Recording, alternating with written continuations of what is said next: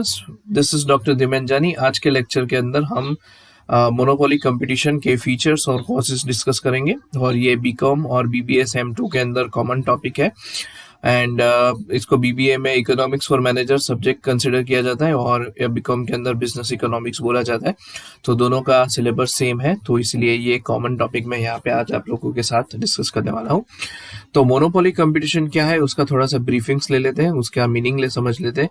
तो मोनोपोली जो बेसिकली है वो ग्रीक वर्ड है, मोनोपोलिस्ट के ऊपर से आया है। अगर इसको हम ब्रेक करें तो हमें दो वर्ड मिलेंगे, मोनो एंड पोलिस्ट। मोनो का मतलब होगा सिंगल और पोलिस्ट का मतलब होगा सेलर। सिंगल सेलर यानी कि एक ऐसा कंपटीशन जहां पे सिर्फ एक ही सेलर है। So when there is only one seller of the product for which no good और close substitutes are available and there is no competition at all, the situation is known as the monopoly situation or you can say the monopoly competition। तो एक ऐसा competition है जहाँ पे सिर्फ एक ही seller है, एक ही producer है और large number of buyers are there। उसका कोई भी क्लोज या फिर परफेक्ट सब्स्टिट्यूट अवेलेबल नहीं है और दूसरा कोई भी कंपटीटर उस बिजनेस के अंदर आ नहीं पा रहा है। तो ऐसे कंपटीशन को हम मोनोपोली कंपटीशन कहेंगे। ठीक है, उसके फीचर्स या फिर कैरेक्टरिस्टिक्स हम देख लेते हैं। तो first feature is single seller and large number of buyers you can say. तो देखो, मोनोपोली का सबसे इम्पोर्टेंट पॉइंट हमने डिस्कस किया कि मोनोपोली कंपटीशन में सिर्फ एक ही सेलर होता है, यानी कि जो भी प्रोडक्ट या फिर सर्विस प्रोवाइड कर रहा है वो बंदा या वो प्रोड्यूसर एक ही ऐसा पर्सन है जो इस मार्केट के अंदर अपना बिजनेस कर सकता है।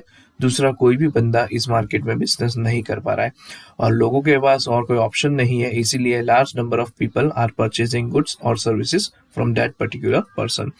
नो गुड और close substitute for the product. देखो, जैसे मैंने आपको बताया कि मोनोपोली कंपटीशन के अंदर क्लोज या फिर परफेक्ट सब्स्टिट्यूट अवेलेबल नहीं होता, क्योंकि मोनोपोलिस्टिक पर्सन जो होता है वो ऐसा पर्सन ऐसा प्रोडक्ट प्रिपेयर करता है जो लोगों के पास, दूसरे सेलर के पास अवेलेबल नहीं है। इनफैक्ट इसका जो क्लोज सब्स्टिट्यूट भी अवेलेबल नहीं है। जैसे क्लोज सब्स्टिट्यूट का मतलब क्या होगा, जैसे टी एंड कॉफी। तो जैसे रेस्टोरेंट में हम जाते हैं, कई बार टी नहीं होती तो हम कॉफी से काम चला लेते हैं, कॉफी नहीं होती तो टी से काम चला लेते हैं, तो they are close substitute. But हमारा प्रोडक्ट ऐसा प्रोडक्ट होता है मोनोपोली का कि उसका क्लोज सब्स्टिट्यूट और परफेक्ट सब्स्टिट्यूट मिलना नामुमकिन है, यानी मिल ही नहीं सकता। इसका फार सब्स्टिट्यूट अलग हो सकता है लेकिन वो काफी कॉस्टली होता है, तो लोग उसको ज्यादा प्रेफर नहीं करते। Third point is strong entry barriers. Monopoly जो पर्सन होता है वो क्या करता है, अपने बिजनेस को सस्टेन करने के लिए, सर्वाइव करने के लिए एकदम स्ट्रॉन्ग एंट्री बैरियर्स रखता है। स्ट्रॉन्ग एंट्री बैरियर्स से क्या होगा कि दूसरे कंपटीटर्स उस बिजनेस के अंदर नहीं आ पाएंगे, तभी तो मोनोपोली मेंटेन होगी। अगर कोई भी दूसरा बंदा वही बिजनेस करने के लिए कैपेबल हो जाता है तो उस केस के अंदर क्या होता है कि सामने वाले पर्सन की मोनोपोली ब्रेक हो जाती है, और अगर मोनोपोली ब्रेक हुई तो फिर हम उसको मोनोपोली कंपटीशन नहीं कर सकते। मोनोपोली का कैरेक्टरिस्टिक्स क्या है, ओनली सिंगल सेलर। किसी भी सर्कमस्टेंसेस में दूसरा सेलर उसके अंदर ऐड नहीं होना चाहिए, अगर होता है तो फिर वो मोनोपोली कंपटीशन कंसिडर नहीं किया जाएगा।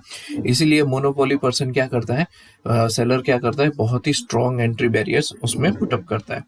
Next is industry and firm demand is the same. अब देखो, इंडस्ट्री का मतलब क्या होगा, companies which are producing same goods. ठीक है, होमोजीनियस प्रोडक्ट्स जो कंपनी प्रोड्यूस करती है उसको हम बोलेंगे इंडस्ट्री। जैसे केमिकल है, तो मान लीजिए पूरे इंडिया के अंदर 100 केमिकल प्रोड्यूसिंग कंपनीज है, तो ये 100 प्रोड्यूसिंग कंपनीज इकट्ठा होकर इंडस्ट्री हो जाएगी। ठीक है, बट मोनोपोली के अंदर क्या इशू है कि मोनोपोली के अंदर सिर्फ एक ही कंपनी है, तो आप कंपनी की डिमांड बोलो या इंडस्ट्री की डिमांड बोलो, वो दोनों सेम है। मान लीजिए कोलगेट कंपनी है, तो अगर कोलगेट कंपनी है, एक ही ऐसी कोलगेट कंपनी है जो टूथपेस्ट प्रोवाइड करती है, दूसरे कोई कंपनी टूथपेस्ट प्रोवाइड नहीं करती, ये सिर्फ एक एग्जांपल है समझने के लिए। तो उस केस के अंदर क्या होगा कि सिर्फ कोलगेट कंपनी ही मार्केट में अपने टूथपेस्ट सेल कर पा रही है, तो आप कोलगेट कंपनी की टूथपेस्ट की डिमांड बोलो या पूरी टूथपेस्ट इंडस्ट्री की डिमांड बोलो, सेम ही होगी, क्योंकि यहाँ पे सिर्फ एक ही कंपनी काम करती है, ग्रुप ऑफ कंपनीज अवेलेबल नहीं है। Why? Because it's a monopoly competition. Next is cross elasticity of product is zero. इसका मतलब क्या होगा, क्रॉस इलास्टिसिटी का मतलब क्या होगा कि आपका जो प्रोडक्ट है उसकी प्रोडक्ट की डिमांड में किसी और प्रोडक्ट की प्राइस या फिर क्वांटिटी या कॉम्प्लीमेंट्री गुड्स बोल सकते हो या सब्स्टिट्यूट गुड्स बोल सकते हो, उसमें कुछ चेंजेस होने की वजह से आपके प्रोडक्ट में जो चेंजेस होता है उसको हम बोलेंगे क्रॉस इलास्टिसिटी। ठीक है, जैसे मैं आपको सिंपल एग्जांपल दे देता हूँ। अगर टी है, सपोज मैं टी बेचता हूँ, ठीक है, और मेरा सामने वाला जो कंपटीटर है वो कॉफी बेचता है, मैं 5 रुपए में टी बेचता हूँ, वो 10 रुपए में कॉफी बेचता है। अब कॉफी वाला ये सोचता है कि भाई 5-10 रुपए की कॉफी थोड़ी सी ज्यादा है, तो इसको हम 7 रुपए कर देते हैं।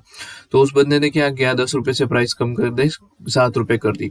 तो जैसे ही कॉफी की प्राइस डिक्रीज होगी तो कॉफी की डिमांड इंक्रीज होगी, लेकिन मेरी चाय की डिमांड यहाँ पे कम हो जाएगी। तो इसको हम बोलेंगे क्रॉस इलास्टिसिटी, यानी कि मेरा प्रोडक्ट टी है लेकिन सब्स्टिट्यूट प्रोडक्ट मेरा कॉफी है, तो कॉफी की प्राइस में चेंज होने की वजह से मेरे प्रोडक्ट की डिमांड में जो चेंज आएगा उसको मैं बोलूंगा क्रॉस इलास्टिसिटी। उसी तरह से कॉम्प्लीमेंट्री गुड्स में भी होता है। से फॉर एग्जांपल अगर शुगर की प्राइस इंक्रीज हो गई तो मेरे प्रोडक्ट की प्राइस भी इंक्रीज होगी और अल्टीमेटली डिमांड डिक्रीज होगी। तो ये क्रॉस इलास्टिसिटी हुआ। लेकिन मोनोपोलिस्ट जो प्रोडक्ट होते हैं ये प्रोडक्ट में क्रॉस इलास्टिसिटी 0 होती है। इसका मतलब कि इसका कोई सब्स्टिट्यूट होता अवेलेबल नहीं होता। और कॉम्प्लीमेंट्री गुड्स की सर्विसेज में भी अगर प्राइस कितनी भी चेंजेस हो जाए लेकिन इनके डिमांड में कोई चेंज नहीं आता या फिर बहुत ही नेग्लिजिबल चेंज आता है। ठीक है, next is the price maker. अब देखो, मोनोपोली कंपटीशन के अंदर monopoly person is a price maker. Price maker का मतलब क्या होता है कि ये बंदा खुद से अपनी सारी चीजें प्रोड्यूस करता है और सेल करता है, तो ये अपने दम पे सारी चीजें सेल करेगा और ये बंदा खुद डिसाइड करेगा कि मुझे कौन सा प्रोडक्ट कितने रुपए में बेचना है। ठीक है, वो अपनी प्राइस खुद डिसाइड करता है और खुद ही सेल करता है, और ये प्राइस के अंदर फ्लक्चुएशन ला सकता है। मोनोपोली के अंदर अ पर्सन और you can say seller he is a price maker. लेकिन परफेक्ट कंपटीशन के अंदर हमने देखा था कि परफेक्ट कंपटीशन में जो पर्सन होता है, जो सेलर होता है, वो प्राइस टेकर होता है। टेकर का मतलब क्या, जो एग्जिस्टिंग प्राइस है उस प्राइस को फॉलो करे, उसको हम बोलेंगे प्राइस टेकर।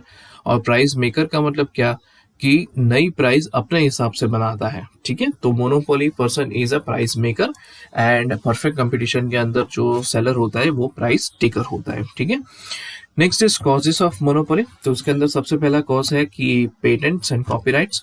अब जैसे देखिए कि सपोज मैंने ऐसी कोई चीज बनाई है, ऐसा कोई प्रोडक्ट है या फिर ऐसी कोई नई टेक्नोलॉजी मैंने इन्वेंट की है जो मेरा इंटेलेक्चुअल प्रॉपर्टी राइट्स है, जिसको हम आईपीआर बोलते हैं, इंटेलेक्चुअल प्रॉपर्टीज है, तो इसका मैं पेटेंट करवा देता हूँ या फिर कॉपीराइट्स होते हैं, तो मेरी परमिशन के बिना उस मेथड से या ऐसे वो नॉलेज कोई और बंदा उसका यूज नहीं कर सकता।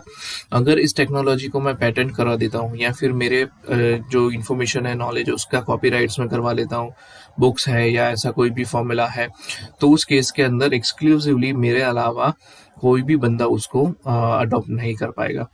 ठीक है, तो उस केस के अंदर क्या होगा, ये फॉर्मूला, ये लीगली मुझे प्रोटेक्शन यहाँ पे मिल रहा है क्योंकि मैंने ये सारी चीज बनाई है, तो उस केस के अंदर कोई और कंपनी इसका यूटिलाइजेशन नहीं कर सकती, तो ऑटोमेटिक कोई और कंपनी मेरे बिजनेस में एंटर नहीं हो पाएगी। काफी बार गवर्नमेंट की पॉलिसीज भी इतनी स्ट्रांग होती है कि गवर्नमेंट का इंटेंशन किसी भी और कंपनी को परमिशन देना नहीं होता उस केस के अंदर। जैसे आप देख सकते हैं कि रेलवेज है, तो रेलवे के अंदर अभी तो गवर्नमेंट ने परमिशन दे दी, प्राइवेट ट्रेन भी अब तो रेलवे में रन हो रही है, बट कुछ साल पहले की अगर आप बात सोचे, इवन एटॉमिक एनर्जी आप देख लीजिए, तो कुछ साल पहले अगर आप देखें तो रेलवे में गवर्नमेंट रन कर रही थी, 100% गवर्नमेंट स्टेक था उसके अंदर। तो अब गवर्नमेंट किसी को भी परमिशन नहीं देती अपने प्राइवेट रेलवेज या फिर अपने प्राइवेट ट्रेन को रन करने के लिए। ठीक है, next is exclusive knowledge of technology. अब सपोज कोई ऐसी टेक्नोलॉजी जो मैंने प्रिपेयर की, जैसे अभी कोरोना की सिचुएशन चल रही है, तो उस केस के अंदर सपोज मेरे पास कुछ ऐसा टेक्नोलॉजी है जिससे मैंने कोरोना की वायरस की वैक्सीन बना दी है या फिर ऐसी टैबलेट्स बनाई है जो बहुत ही इफेक्टिव है। ठीक है, तो उस पर्टिकुलर केस में ये एक्सक्लूसिव नॉलेज सिर्फ मेरे पास है और किसी के पास नहीं है। तो इस केस के अंदर क्या होगा कि सिर्फ और सिर्फ मैं ही ऐसी वैक्सीन बना रहा हूँ जो 100% एफिकेसी के साथ काम कर रही है। ठीक है, तो ये एक्सक्लूसिव टेक्नोलॉजिकल नॉलेज हो गया।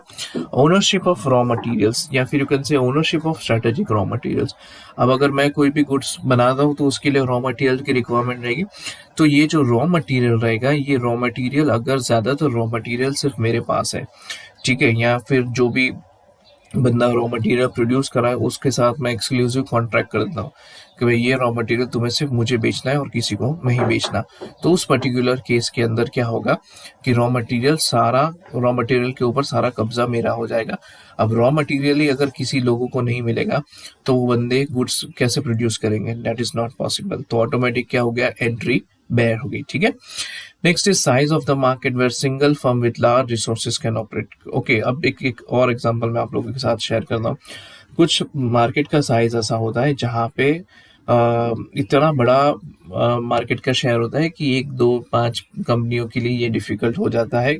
जैसे कि आप रेलवे देख लीजिए, तो अगर किसी कोई कंपनी को रेलवे, जैसा अभी रेलवे है वैसा रेलवे अगर स्टार्ट करना है, तो क्या 200-300 करोड़ से आप रेलवे की लाइन या फिर रेलवे का बिजनेस स्टार्ट कर सकते हो क्या? It's not possible. ठीक है, ये तो गवर्नमेंट के पास इतना पैसा है, 2 लाख करोड़, 5 लाख करोड़, 10 लाख करोड़, तो गवर्नमेंट पैसा इन्वेस्ट कर सकती है, बट 1 या 2 बंदों के लिए ये पॉसिबल नहीं होगा। Next is prevention of entrants, new entrants you can say. तो इस केस के अंदर क्या होगा कि कंपनी क्या करेगी कि ऐसी कुछ स्ट्रेटेजी अप्लाई करेगी जिससे नए एंट्रेंस उसके अंदर नहीं आ पाएंगे। वो चाहे पेटेंट हो, कॉपीराइट हो, इंटेलेक्चुअल प्रॉपर्टी राइट्स हो, कैपिटल इन्वेस्टमेंट हो, या कोई भी ऐसा काम करती है जिससे दूसरे कंपटीटर्स उस बिजनेस के अंदर आराम से आ ना सके। और यही वजह है जिसकी वजह से ये मोनोपोली कंपटीशन सरवाइव कर पाता है और मोनोपोलिस्टिक पर्सन अपने हिसाब से प्राइस को, प्रोडक्ट्स को सेल कर सकते हैं अपनी प्राइस में। Thank you so much for watching. Next topic जो हम डिस्कस करेंगे वो है equilibrium of monopoly firm in short run and long run. और अगर आपको वीडियो अच्छा लगे तो इसे लाइक कीजिए, share and subscribe this video. Thank you.